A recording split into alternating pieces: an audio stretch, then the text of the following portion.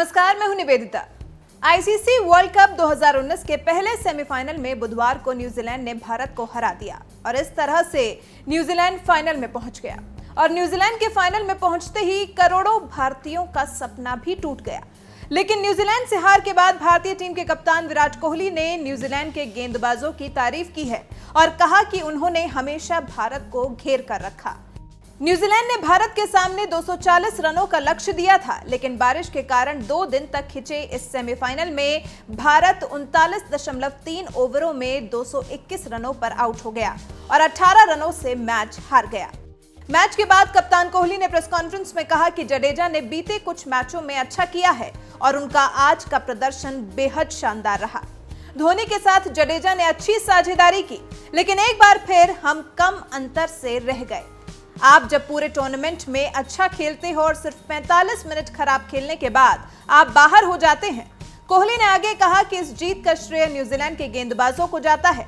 New Zealand के गेंदबाजों ने नई गेंद से सही जगह पर गेंदबाजी की और मुझे लगता है कि ये कीवी टीम के गेंदबाजों की बेहतरीन गेंदबाजी का शानदार उदाहरण था। यही नहीं, न्यूजीलैंड इस जीत की हकदार थी।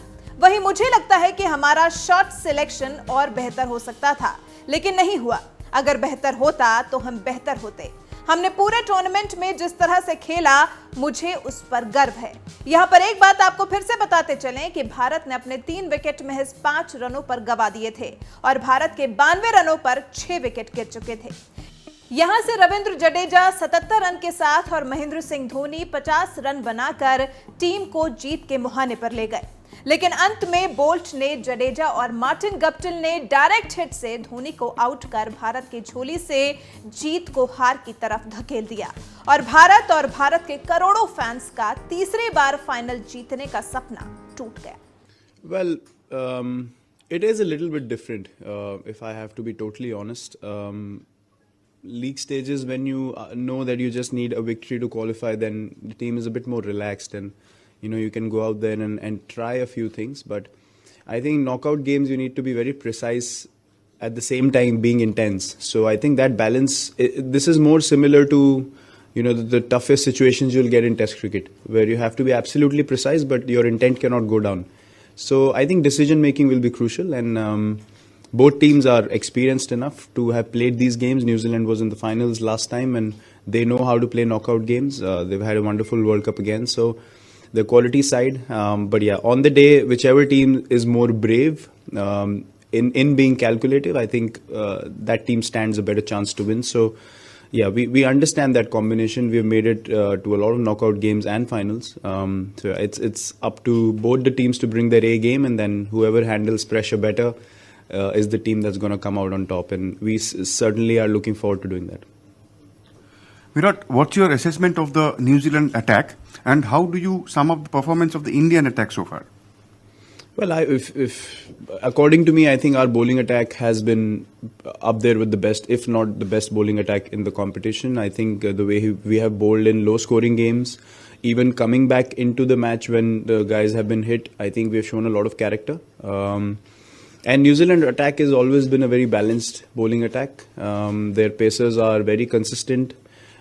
Mitchell Santner brings in a lot of control with his skills in the middle overs. So yeah, they're a team which has always been a very consistent team. So we know that up against them we'll have to be very, very disciplined. At the same time, we'll have to play very correct cricket to score runs against them, because they bowl in good lines and lengths, and they know exactly what they're doing. So we have to be absolutely sure of what we are doing, and that's the kind of challenge that team brings. They put the ball in the right areas and then make you play good shots. So it's going to be a nice battle. We've played against them a lot, but yeah, they're a quality side and very, very potent bowling attack. Virat, personally, you've never not been in a World Cup semi. So what was the mood like after the win? And you've seen both results too. So what is the win like? What is the mood like after the win in Mohali and after the loss in Sydney? Very obviously very contrasting. The win in Mohali was my first World Cup, and we make it to the finals, and playing at home, and the whole atmosphere was brilliant. So getting to experience that for me as a youngster was something magnificent. 2015, I was more of an established player, and not being able to get the team across the line was obviously very disappointing for all of us. But this time around, because the format has been different, and we understand that the tournament has been long, guys have put in a lot of effort day in, day out, and then to realize, okay, we have achieved the first goal that we wanted to, which was to qualify for the semis. That gives you an extra boost of energy. Okay, now we can focus totally on these, the remaining 2 games that we have in the tournament, and try to bring our A game and take up the intensity even more. So I think that incentive is very important to realize as a team that you have done what you wanted to do as a first goal, and now you can be even more intense and energetic when you step onto the field. So it just gives you a bit more energy knowing that we're entering the last phase of the tournament and bodies are not going to be as fresh, but then these kind of things motivate you even further to put in more energy. So we're quite happy after qualifying. Virat, Rohit has got 500 so far. It's unusual that you haven't got any. So are you missing the 100, considering the consistency with which you get them? Are you missing a century? No, not at all. I mean, it's been a different kind of role that I've had to play in this World Cup, and as the captain of the team, I've been open to playing any kind of role that the team wants me to. So it's great that Rohit is scoring so consistently, which means that coming in the later half of the innings, you have to play a different role, which is controlling the middle overs and letting guys like Hardik and Kedar and MS in the past few games, and now Rishabh come out and express themselves. So I've understood that roles can vary a lot in one-day cricket depending on the time you step into bat. And I've been very happy with holding one end and letting guys express themselves, striking at 150, 160 or 200 if the team needs. And then I know I can accelerate in the end. Personal milestones, honestly, is something that no one ever focuses on. Rohit said the same thing the other day. He's only trying to do the best for the team, and then in that process, special things happen, which is something that I've always believed in my career so far. And I could never imagine that I could get the number of hundreds I have, and the only focus has always been team. So I think playing a team sport, you need to be able to adapt, and I'm very, very happy doing that role, and I hope he gets 2 more so that we can win 2 more games, because it's an outstanding achievement. I've never seen anyone get 500s in a World Cup, be any tournament. So World Cup is all the more pressure, and he's just been outstanding, and as I said, he deserves all the credit, and according to me, he's at the moment the top ODI player in the world. Virat, just back to the 2008 Under-19 game. I know you said that you didn't envisage you playing off against Kane again, but did you see him at that time as being a future superstar, and how crucial is getting him out early to you guys winning the game? Oh yeah, absolutely. I mean, it's not even 2008. I remember 2007 we went to New Zealand, and we were playing an Under-19 test match, and he played a shot of one of our fast bowlers who was quick off the back foot, and I remember standing in slips and just telling guys standing at slip, I've never seen anyone play a shot like that. And he was special, along with a couple of more guys which didn't make it, surprisingly, but he was always the standout player. And you could see even when we played New Zealand in New Zealand on that Under-19 tour, and then yes, the World Cup again, he was quite special for them. So we always knew he has the special ability to go all the way, and now he's controlling the tempo of the game for New Zealand every game that he plays, and he's contributing so well.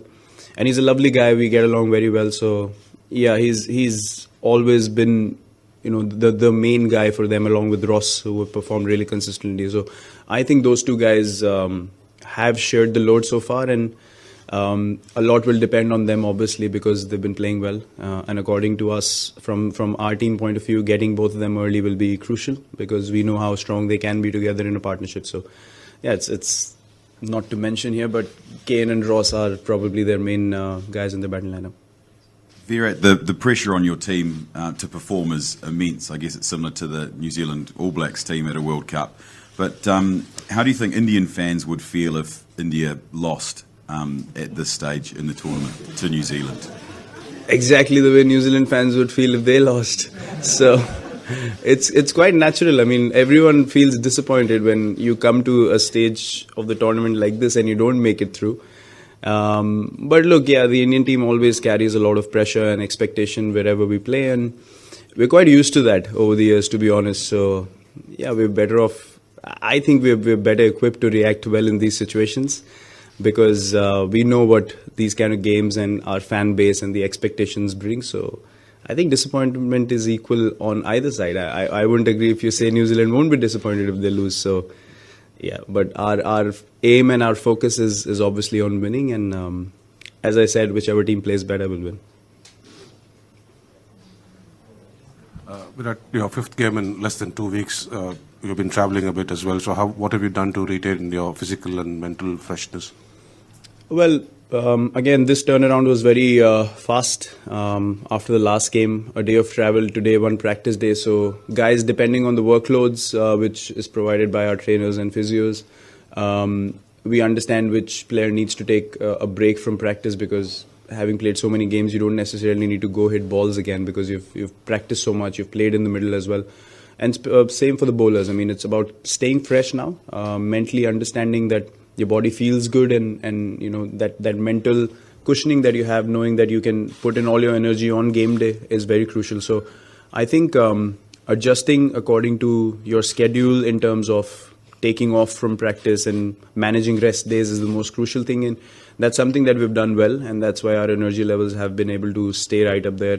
You know, guys not coming for optional practices and stuff has really helped, because you can easily come to practice and exert yourself and not recover in time. So yeah, I think those things are very, very crucial, especially when you're on the road so much in between games as well, and I think we've managed it well so far. Skipper, hi. We've played New Zealand quite a few times in the recent past, but how different it is when you play an opposition in a bilateral series?